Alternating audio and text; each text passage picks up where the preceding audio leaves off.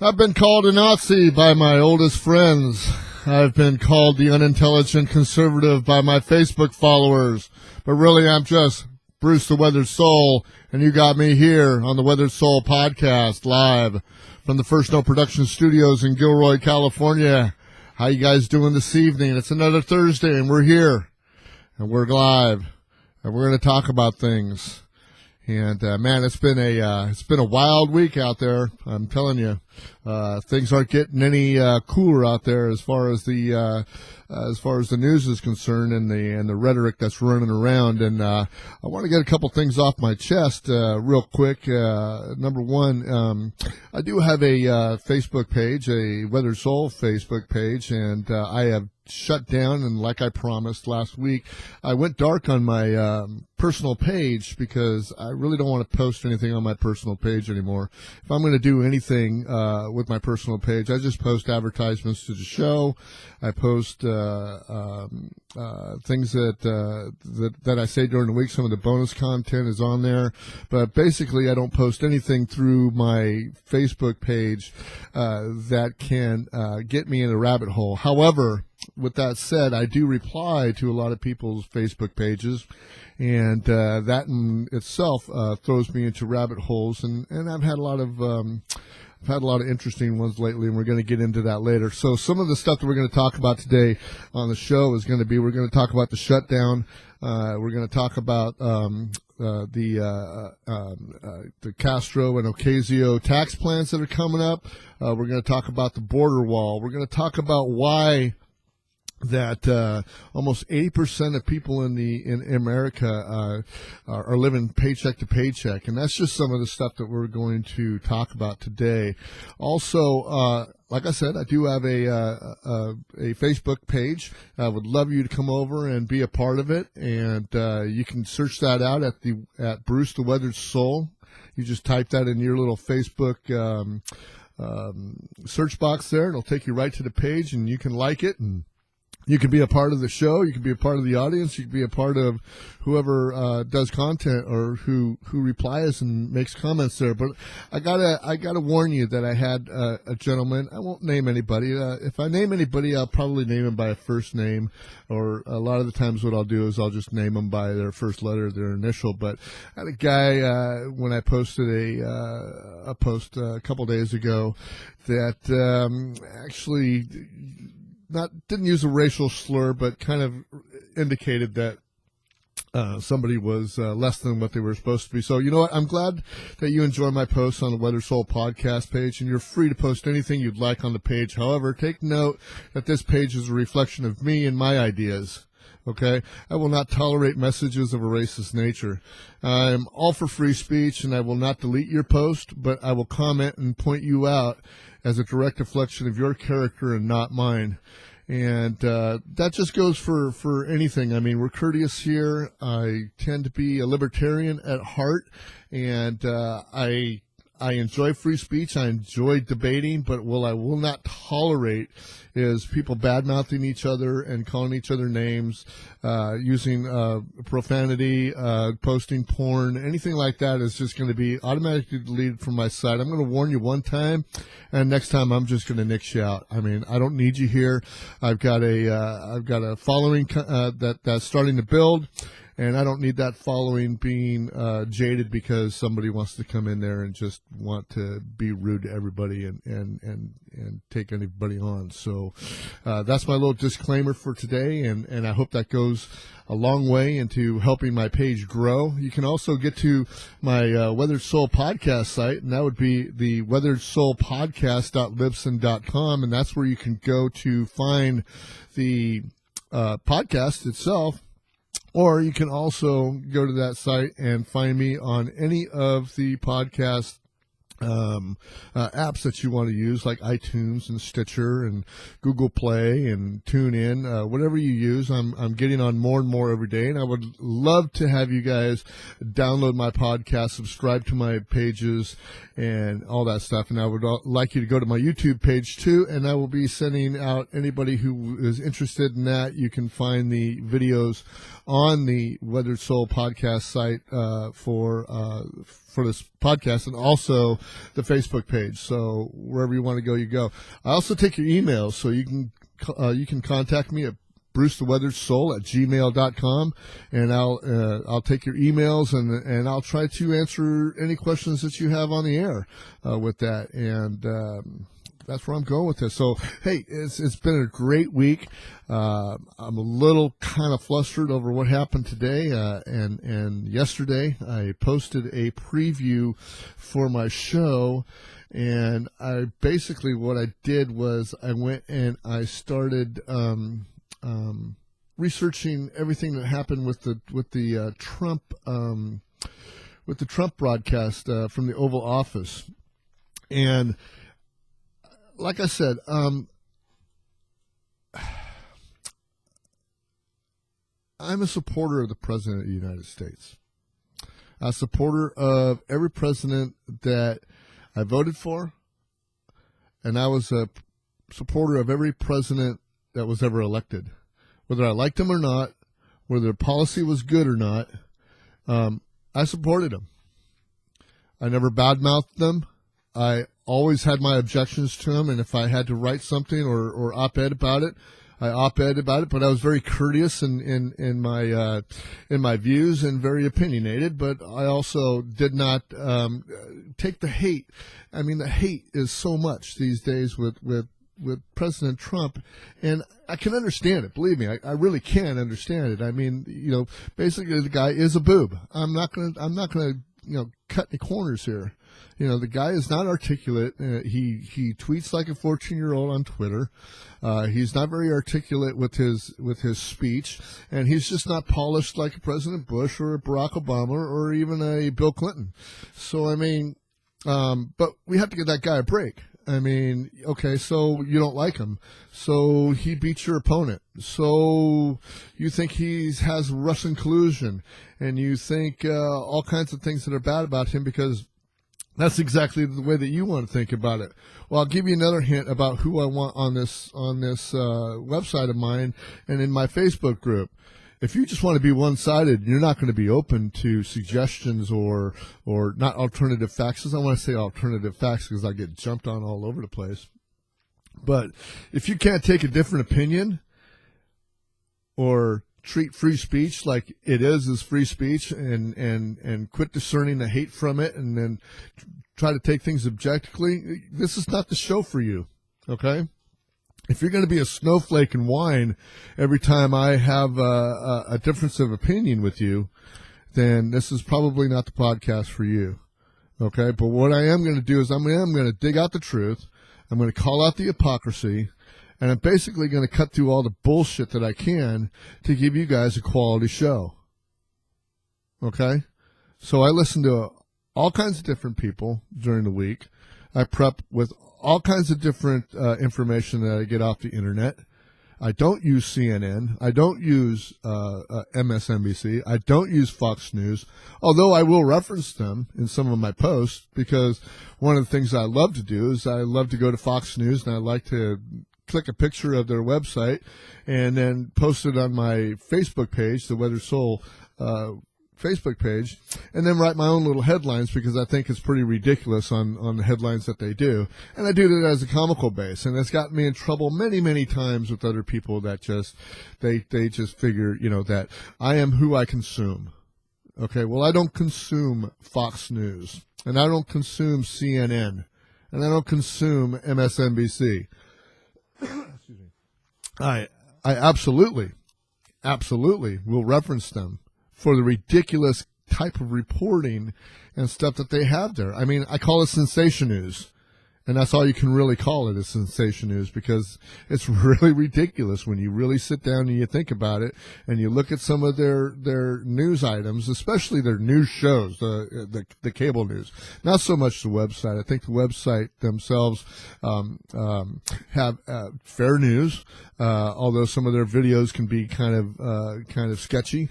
But if you're there just for the pure news fact, I mean, you can decipher the news from the facts and the opinions and the op-eds. But basically, I just go there to poke a little fun at all the websites, and I poke a lot of fun at the liberals and the progressives, but I really like to poke fun, and Fox News is really one of the only websites I really click and post the picture of their website on every morning and make fun of them. But I do get my content from a lot of people. On the liberal side, I listen to the Jimmy Dore Show. And also on the conservative side, I listen to Dan Bongino. On the libertarian side, I listen to Jason Stapleton. And I'm always searching for more people to listen to. I listen to the Detroit cast. You guys out there in Detroit, you guys are great. Mike and Jay and Big E, if you ever have a chance, go over to the Detroit cast and listen to him. It's hilarious. But I warn you, if you're a snowflake, don't go over there. I also go to all kinds of websites. So, I mean, I'll go to the Daily Signal, I'll go to the Daily Beast, I'll go to Real Clear Politics to get my content. I'll even use the Daily Mail. It just depends on who's going to give me the most accurate news that I can find. And what I will not do is I will not use memes and stuff like that to put my point across, especially memes from Turning Point USA or Occupy Democrats. Now, Occupy Democrats is a little bit worse than Turning Point USA. I like a lot of their videos, but I do not like their memes. I think that they're misleading and they can take you in different ways. But so I'm just kind of really hurt that one of my best friends that I have we had a little falling out last night, and I'm not apologizing at all for my position.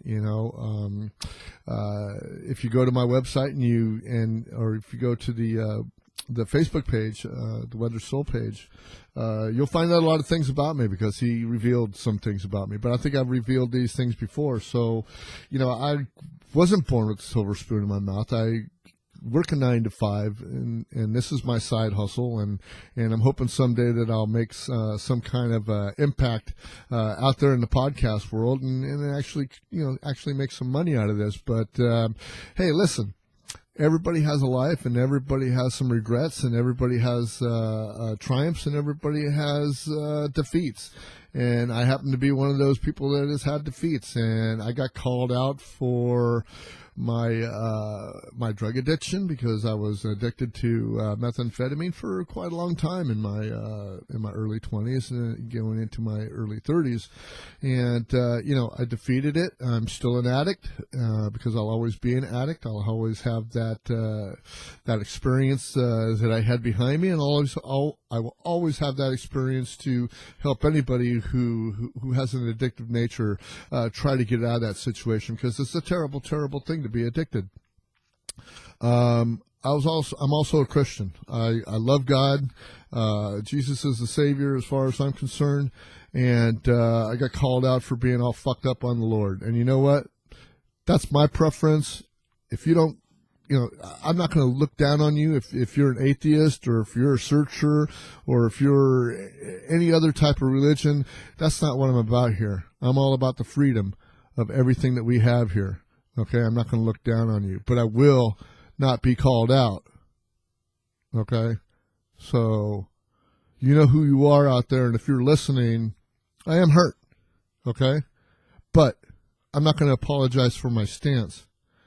Because when we watched the presidential speech from the Oval Office the other night, okay, I kind of spouted off a preview to the show, and he took offense to the preview of the show, and we had a little discussion underneath the comment sections, and it got a little bit nasty. And the fact is that a lot of truth was said out of Donald Trump's mouth.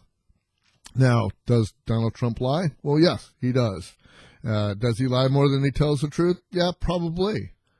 But I think what he does the most, and what he does very successfully to everybody out there, is that he trolls. And he trolls you, and he trolls the Democrats, and he trolls the liberals and the progressives out there, and he even trolls his own Republicans out there to act. And I think in the back of his mind what he's trying to do, because Donald Trump is a businessman, okay? He's not the cut from the cloth Washington, D.C. politician. He's never going to be. And he's playing his cards exactly the way that he usually plays his cards, with all the way he does his business. And that bugs a lot of people in Washington, D.C. And he uses that same technique to troll people.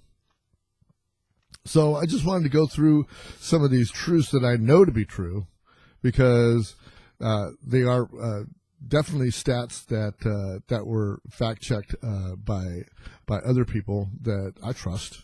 And also, I'm just going to tell you, so number one, all the Americans are hurt by the uncontrolled illegal migration.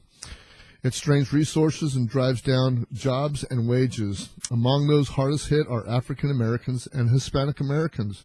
And let me tell you, that's very true. Okay? I have nothing against immigration. I have a lot against those who just want to walk across our border, disregard our laws, and just come in and say that they're seeking asylum and that they just want to be here. And it's not because they're looking for resources or they're looking for a better place. If you got somebody that's basically coming over that border, okay, irregardless of the laws that we have, and just unabashedly just coming in like they deserve to be here, okay, so what does that say about what kind of American that immigrant is going to be? Really? What kind of American is that? That's just going to come across the border unabashedly, just ignore our laws, and then come in and either just disappear or try to use the resources as best he can to make his life what he wants to make it. Okay? So according to the U.S. Civil Rights Commission, Peter Kirsanoff, black Americans are disproportionately affected by illegal immigrations. Black males are more likely to experience competition from illegal immigrants, Kirsanoff said in a 2017 interview with the Daily Signal. The liberal left continue to push their radical agenda against the American values, and the good news is there is a solution. What happens is you eliminate the rungs on the ladder because of the sizable number of black men who don't have access to entry-level jobs. Kirsanoff said, it's not just the competition and the unemployment of blacks, it also depresses the wage levels. And it does. Okay? Because everybody will come in here, and what they'll do is, because if, in California, we have a minimum wage law, and it's slowly going to go up to $15 an hour. But basically what happens is that they do push down wages. Now, I will give to you that the American male or an American worker will not do that farm work that some of these immigrants will do. But there's a correct way and a wrong way to come in and do it. Okay, why not? I don't understand what it is about getting seasonal workers up here, getting them work visas, allowing them to work, and then because they send their money home anyway. I've known plenty of Mexican people that have been up here that are not American citizens. They come up here on work visas, they work, and they send their money back to Mexico. I don't have a problem with that. There's nothing wrong with that. But when you're done with your visa and you're done with all this the work that you have to do, and your visa is up, you go home. But somewhere, somehow, the U.S. government just wants to keep a blind eye to the expired visas. It's the reason why we have, I don't even know what the number is now. It used to be 100, what they used to say it was 100 million undocumented immigrants that are here in the United States. Some would say that it's upwards of 600 million. Who knows? I mean, I really don't think anybody knows. But it is a fact. It is a fact. Senator Chuck Schumer, who you will be hearing from later tonight, has repeatedly supported a physical barrier in the past, along with many other Democrats, and they changed their mind only after I was elected president. It's true. It's absolutely true. Senator Chuck Schumer and a slew of Democrats were all for protecting that border. We're all for building some kind of a physical barrier. I don't care if it was a paper barrier. I don't care if it was a concrete barrier, an electronic barrier. It doesn't matter. They wanted a barrier. But as soon as President Trump got elected, they didn't want a barrier anymore. And the reason why is politics and power. That's exactly the reason why that they want it. The Senate Minority Leader Schumer, Democrat of New York, is now the chamber's top Democrat in 2006. Schumer, along with the other high-profile Democrats, voted for the Secure Fence Act. The proposal specifically called for a physical barrier along more than 700 miles of the southern border that had no fencing. The language of the Secure Act says it amends the Illegal Immigration Reform and Immigrant Responsibility Act of 1996 to direct the Homeland Security Secretary to provide at least 2 layers of reinforced fencing, installation of additional physical barriers, roads, lighting, cameras, and sensors, 1 from 10 miles west of Tecate, California, port of entry, to 10 miles east of Tecate, California, port of entry 2. 2. The 10 miles west of Calexico, California, port of entry, to 5 miles east of Douglas, Arizona, port of entry. So I only read part of that, but that gives you the idea of the kind of policies that the Democrats wanted. But as soon as Trump got elected to office, all of a sudden they didn't want it because all of a sudden it's not their idea and it's not their power. Okay, so what happened to the people that wanted this, the people that would be, the Democrats that were behind it, the constituents and everybody that were behind this wall? And all of a sudden when Trump got elected, all of a sudden it's immoral. I'm sorry, it's hypocritical, and I don't deal with that. And I'm going to dig out all the kind of hypocritical stuff that the Republicans and the Democrats, and I don't care if you're even a Libertarian, I'm going to be digging out the hypocritical stuff that you guys do. It's one of my missions. I cannot stand hypocrisy. Number 3, every week 300 of our citizens are killed by heroin alone, and 90% which floods across from our southern border.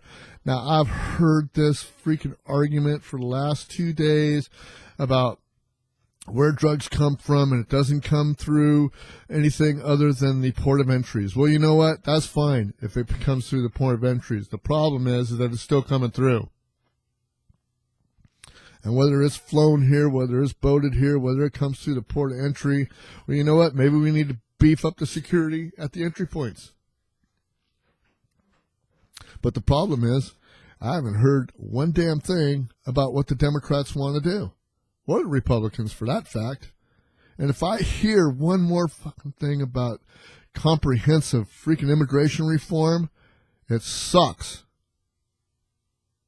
Comprehensive immigration reform is just a kick a can down the road.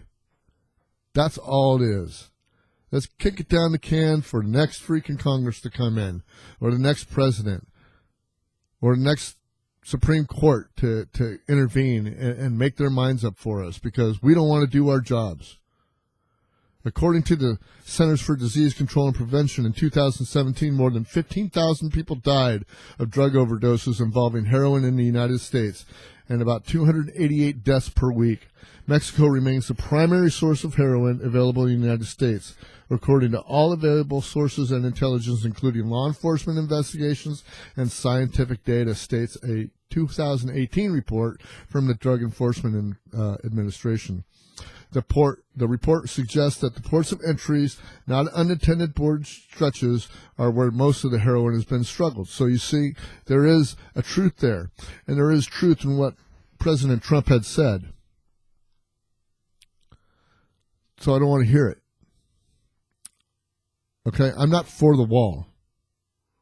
But what I am for is to get rid of this ridiculous notion that that everybody thinks that Trump has, is that he's being so cruel because he's ordered the Border Patrol and ICE to enforce immigration law. And the only thing that has changed is that he signed an executive order for a zero tolerance on illegal immigration. That's it. Everything else has been on the books for years and years. And if you don't like it, then we need to push our freaking politicians to change it. Number 4, 1 in 3 women are sexually assaulted on the dangerous trek up through Mexico. In a 2017 report from the Doctors Without Borders surveying crossings into Mexico from the areas of El Salvador, Honduras, and Guatemala, which it calls the Northern Triangle of the Central America, says that 1/3 of women surveyed have been sexually abused during their journey. It's a fact. He didn't tell a lie. So what's the problem? You don't like truth. That's the problem. But you don't like truth coming out of the mouth of a perceived liar. So where does he gain any type of credibility when all you're going to do is call him a liar all the time? We've got to get out of this penchant that just because we don't like somebody that they're all inherently evil. Number 5, in the last 2 years, ICE officers made 266,000 arrests of aliens with criminal records, including those charged or convicted with 100,000 assaults and 30,000 sex crimes and 4,000 violent killings. Trump's arrest numbers are correct, according to the U.S. Immigration and Customs Enforcement numbers compiled in 2017 and 2018. The number of illegal immigrants arrested by ICE is the highest since 2014, according to a December report by the agency. The ICE report says that 158,581 illegal immigrants were arrested in the fiscal year 2018, and 138,117 of those had a criminal history. And this is an 11% increase over 2017, when 143,470 illegal immigrants were arrested and 127,992 of them with a criminal record. So you see, here's the problem. Especially with these sanctuary cities and these sanctuary states are saying that they don't harbor these criminals. Well, where are they going? And where are the crimes taking place? Well, most of the time they're taking place, and I live in California, and I live it every day, and I see it every day, and it's happening here in California, which is a sanctuary state. I want immigrants to come here. I want anybody who wants to come here to make a better life to get here and do it the right way and come in. And I know it's hard because I've talked to people. I know it's hard. But I've listened to testimonies of other people who have done it the correct way. And yeah, it's a long, hard road, and I want to make it easier for you. But I got to ask you a question. How many deaths does it take before we say that this sanctuary city debacle is shown for what it really is? Do people need sanctuary? Of course people need sanctuary. That's why we have asylum rules. People need to sign up for asylum. But at the same time, when they're signing up to asylum, they have to make that hearing. And a great percentage of them are not coming back for that hearing. And that's wrong. It's just a wrong thing to do. So the problem with this whole situation that I got out of the Daily Signal, it's in my show notes, and I'll put them down on the website too today. And you can tell me that the Daily Signal is could be a Republican hack site. I don't care. They put down real facts, and that's what I'm looking for. I'm looking for truth, and I'm looking for real facts, and that's what I'm going to give you here. And when we're talking about deaths from illegal aliens or crime that's committed by illegal aliens, the biggest argument I get is about gun violence. But we're not talking about gun violence here. We're talking about criminal activity by people that aren't supposed to be here. And my question to you is, how many police officers have to die How many innocent people have to die when what if it was your relative that died? Because that makes a great big difference in how you feel about it. That's pretty much all I have to say about that. Because I'm very hurt by M. We've known each other for a very long time, my friend.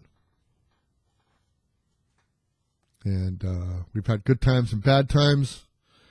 And I would hate for this to become between us, that the unnecessary feelings about whether I support a president or whether you don't support a president come between us after the long, long time that we've known each other.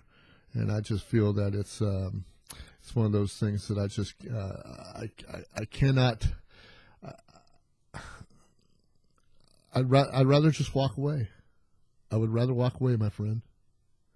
I would rather walk away into the sunset and just forget about it, because it's worth more to me to keep my sanity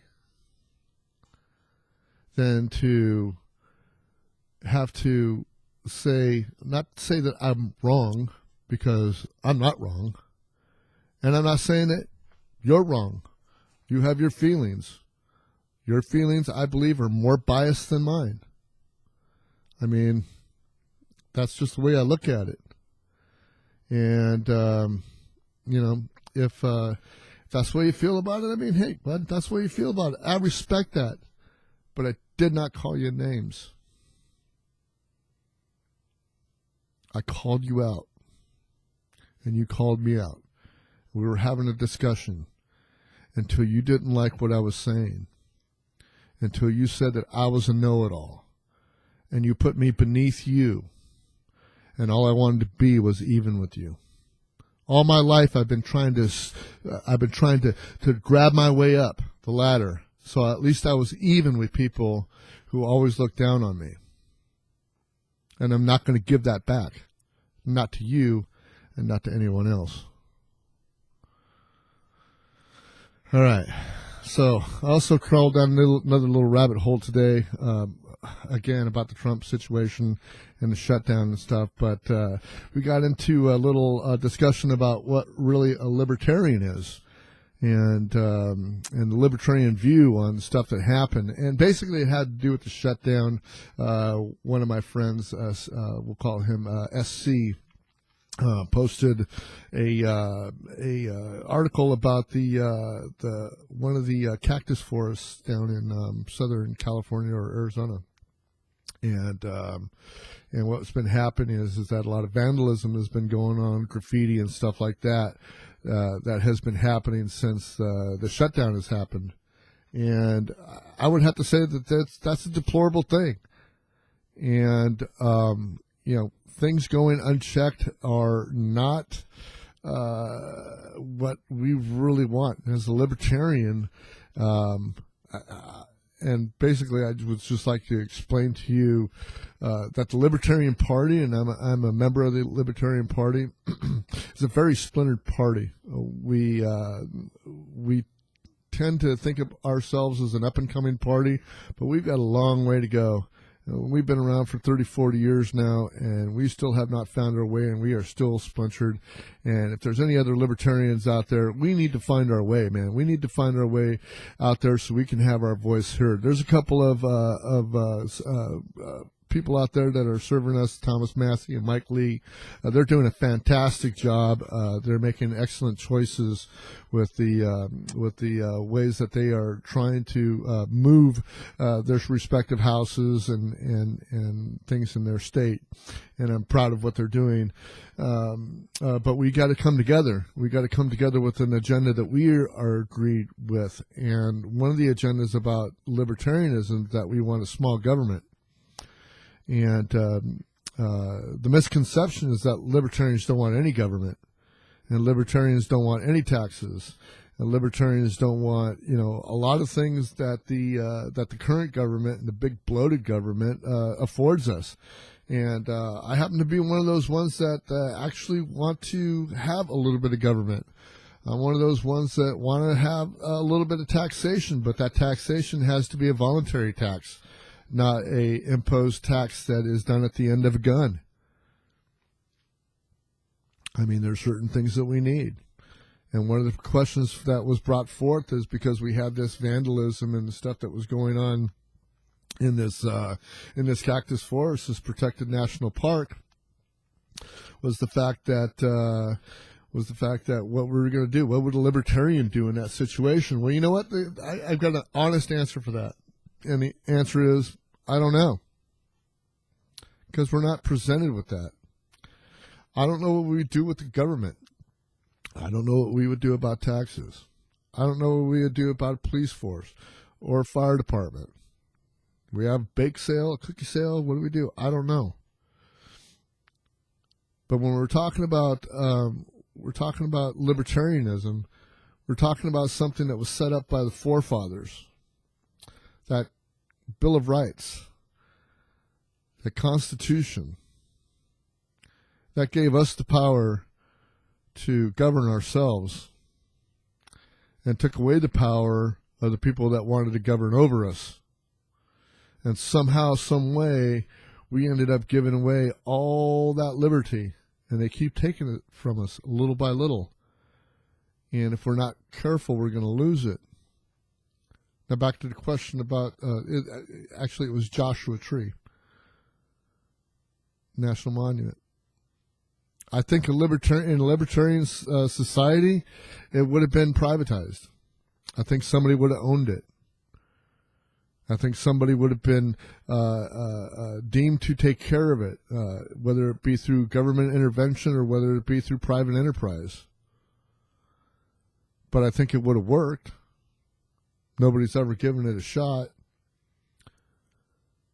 But basically, we all have to rely back on, do we trust our neighbor? Or do we trust that person down the street to not destroy those precious things that we have in our society? I mean, that's really how it is. Do I want to do it at the end of a gun? No. I want to do it at the end of respect. I want to do it at the end of liberty. I want to do it at the end of freedom. I don't know if we can attain that. I mean, I really think that the society as a whole, I don't think that we've changed much since the time that we walked out of the cave. Men are still greedy. Men are still oppressive. And when I say men, I mean men and women. This is as much as we say that we're different, we're equal. We're equal in the way we feel, and we're equal with the way that we act. And we still have those tendencies to want to take all for ourselves and share nothing. So would libertarian work? I don't know. We've never tried it. But I tell you what we have tried. They have tried socialism, and that don't work. And we're trying this great big bloated government, and that's kind of not working. And I think we need to reevaluate kind of the way that we are doing things and the way that we're appropriating money. And I think that we need to get rid of the welfare state. And when I'm talking about the welfare state, I'm saying the welfare for corporations also. Because we spend a huge amount of money on our corporations, and we give them huge tax breaks. Of course, corporations don't pay taxes. But what I'm saying is that they get huge tax breaks from their properties. They get huge tax breaks from the items that they produce and sell. And that's the one reason why you have Walmarts in some places and you don't have Walmarts in other places. Because cities and counties and towns like that will welcome them in and give them certain benefits that they don't offer their mom and pop places, and therefore the big corporations push out the little guy, and all of a sudden all you have is a Walmart to go shop at. Now, does that mean I hate Walmart? Nope. I shop Walmart because why? They got cheap prices. I mean, let's be honest. That's what we do. I mean, I shop Amazon. I shop, all the big places because, hey, it's convenient. They have low prices. Do I shop mom and pop? Every time I can get, to a mom and pop, I will. I support restaurants, I support stores, I support anything that I can in my community besides going to Walmart or Amazon or anything to go get what I need. But there's a balance there. And the balance is skewered by people giving other benefits, cities, counties, and states giving benefits to these corporations just so they can keep the factories there. Excuse me. So that's one thing about the yucca tree, the Joshua Tree monument that I had to say. I mean, I don't know what I would do. But I think it would, under a libertarian rule, I think it would be privatized. I think somebody would be taking care of it. I think some kind of society would evolve from a libertarian standpoint that would feel responsible for taking care of the lands that they do. I think the free market has a lot to do with the wealth of this nation. I don't think that socializing all this stuff and taking huge amounts of money from people that make $10 million and over, it doesn't really matter. We're going to get to that with the proposed tax plans from Ocasio-Cortez and Julian Castro. But I don't think that's the answer because it hasn't worked anyplace else. So anyway, hey, like I said before, I'd love you to come and be a part of my Facebook page. You can get there to @BruceTheWeatheredSoul, and you type that into your little Facebook search engine, and it'll take you right to my page.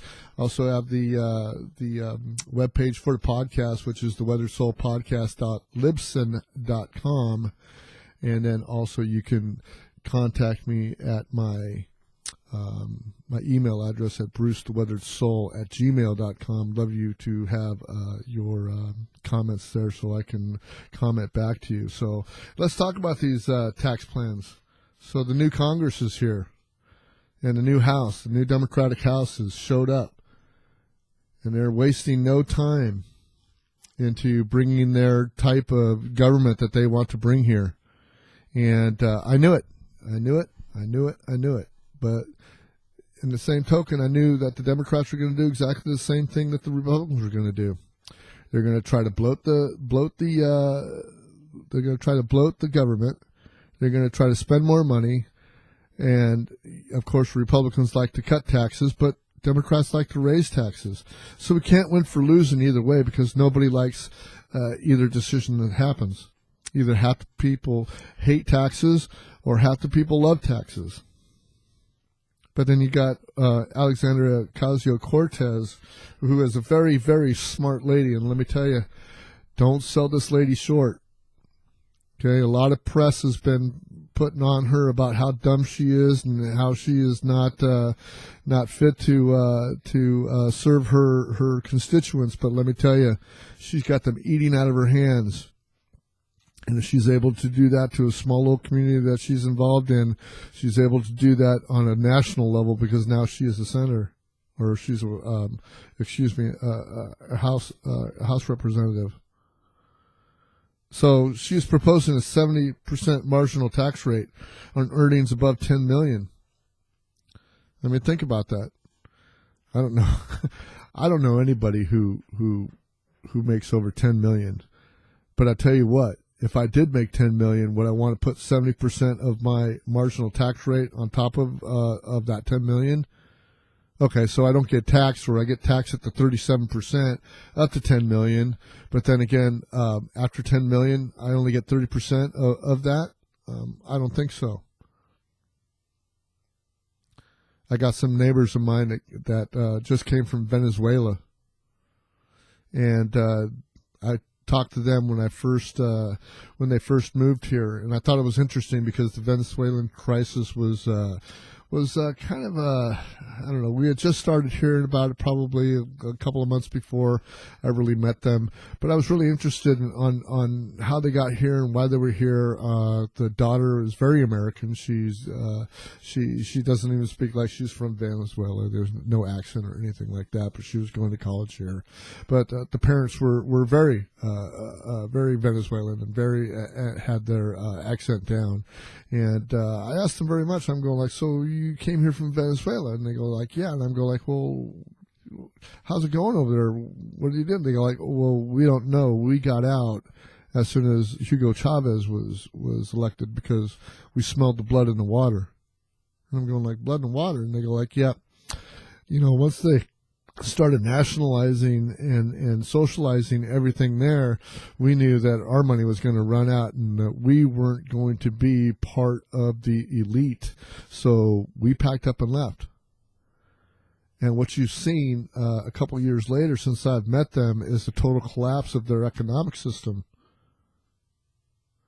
because of the way that they hung on to socialism and nationalized all their industries. And don't think for a minute that it can't happen here in the United States. As a libertarian, I'm concerned about that because I don't like taxes at the end of a gun. I think taxes at the end of a gun is theft. It's nothing more than theft. You've got one Julian Castro who wants 90% tax on top of a $10 million income. Granted, you know, I don't know anybody who makes a $10 million income, but if I was one of those people, I would go like, there's no way. I'd move away. And not only, I heard some interesting stats on the same thing that I was hearing is that even if they do put a 90% tax or a 70% tax or 80% tax, whatever the high percentage tax rate, is that these wealthy people and these rich people that have tens of millions of dollars and make that every year, well, you know what? They got accountants and they hire accountants. And then they're able to hide all that money. And it is definitely a problem when people evade their taxes. But it's not against the law to avoid taxes. Here's my little dog. Here's Yogi right here. He's whining at me because it's like right around 8 o'clock, and 8 o'clock is our usually bedtime. But back to the show. Yeah, I would pack up and leave, or I would hire a good accountant and say, hey, look, get me out from under this tax burden so I don't have to pay that taxes. Because basically what happens is that the government is just using that tax and they're not using it correctly. I have no problem paying taxes or giving somebody money as long as they're going to use it responsibly. But time and time and time again, our government has continually shown themselves to not be able to use our tax money properly. We're paying $700 for hammers. We're paying $1,200 for freaking coffee cups that go in jet fighters. You know, $17,000 for a freaking toilet seat. I always like that scene in Independence Day when they went down underground and they went to Area 51 and they saw that underground lab. And he goes like, "You don't think that we really pay $700 a hammer?" Well, they're not really doing that because that's all fantasy. And by the actions of a few that have gotten through and committed terrorist acts and all the lines in the sand that we have drawn for wars and stuff like that, I already know that we don't have the super surveillance that we think we have or the military might that other people think that we have because they see it in a movie. It doesn't work that way. And we don't have that. So when the government starts the government starts using the taxpayers' money responsibly, I might be attuned to raising a tax or two here and there. But they're not. And it doesn't seem like they're going to have, they're not going to do it anytime soon. Because we're $20+ trillion in debt. We're almost $1.5 trillion in deficit. And you can blame that on Trump, or you can, and you can say, well, Bill Clinton had it, I don't want to hear it. All you progressive liberals out there that argue with me about this every freaking day about Bill Clinton did this, and we had a balanced budget at one time, we had a surplus. Well, you know what? Every time I bring up a what about or a so-called false equivalence or the new buzzword that I just heard the other day is we deflect. You guys have a freaking hissy fit, a little snowflake crying fest. But you got no problem using the same tactics on me when I'm trying to make a point.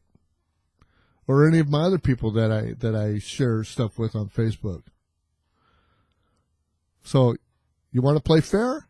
I'll play fair. If you don't want to play fair, I'm going to shove those different freaking points at you also. But the fact is that right now, we are $20 trillion plus in debt. And if our GDP doesn't rise along with that debt, or keep even with that debt, we're going to be in trouble real soon. And government has a spending problem. A big, big time spending problem. They just can't seem to keep their spending under control. So we need to start cutting some stuff out. And I'm more than willing to cut stuff out of the military. But I just don't want to cut stuff out of the military. I want to cut stuff all the way across the board. I'd say take a 10% cut off of everything, and what doesn't survive, doesn't survive. We've got what, 800,000 non-essential freaking workers out there that are not working right now or furloughed. What are you gonna do? You're not essential, according to the U.S. government. Now, some of those non-essential employees are still working without pay. Come Friday is going to be their first paycheck that they missed. Did you know that 70% of our working population lives paycheck to paycheck? That's a fact.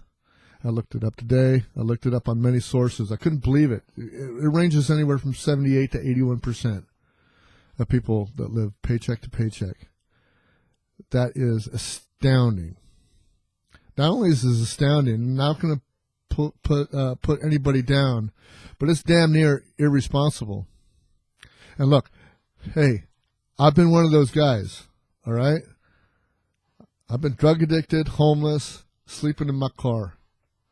I've been penniless, and I've had to go to shelters, and I've had to go to food banks to go get food. I know what it means to be broke. But what I don't know what it means is to be poor, and poor is a state of mind.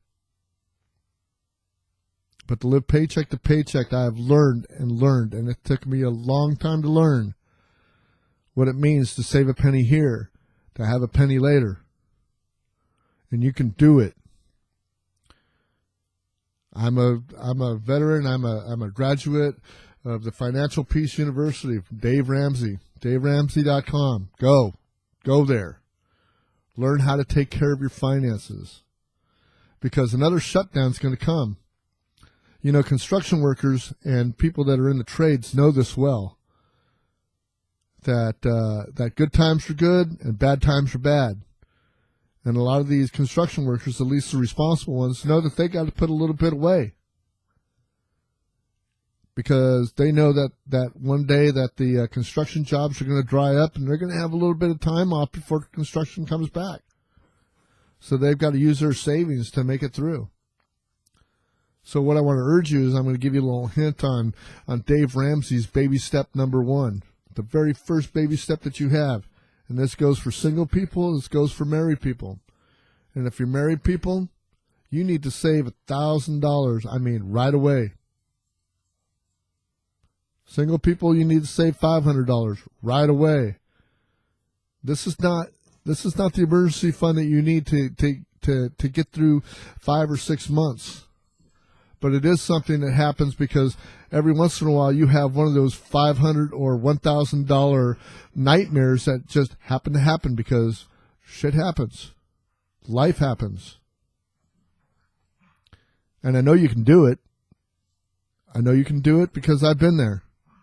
And I know just by not going out to lunch every day, not going to Starbucks every day, mixing out those little things that we think that are important, that we can live without for a month or two or maybe 3 months, enough for us to gather all that stuff to be able to have a.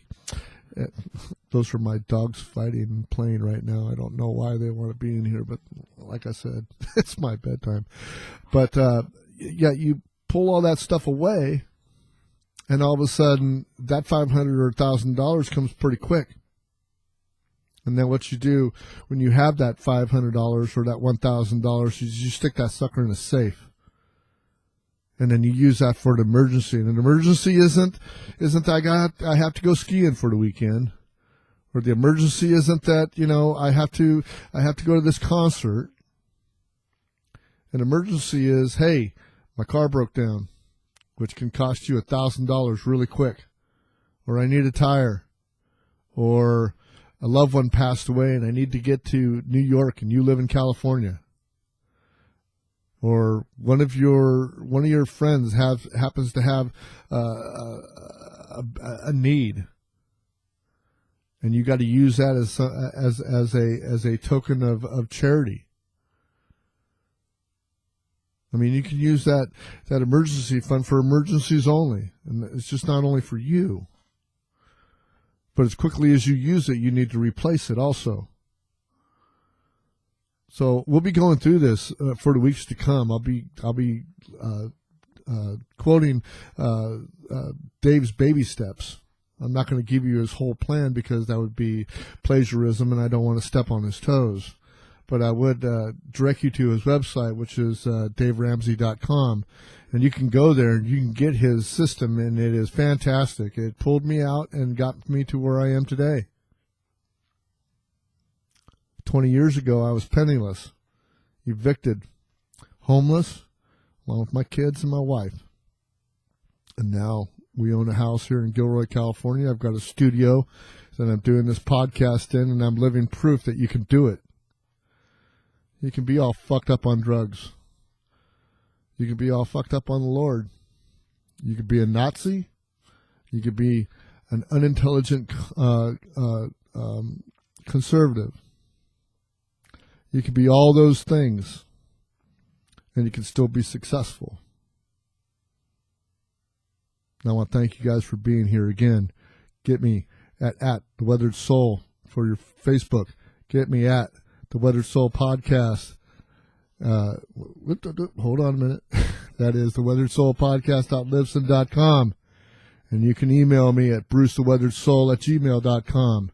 And now, guys, I want to thank you guys for being here. And we'll do this at the same time next week. Next Thursday at 7 o'clock. I'll be here. And I'm Bruce the Weathered Soul. And I'm out.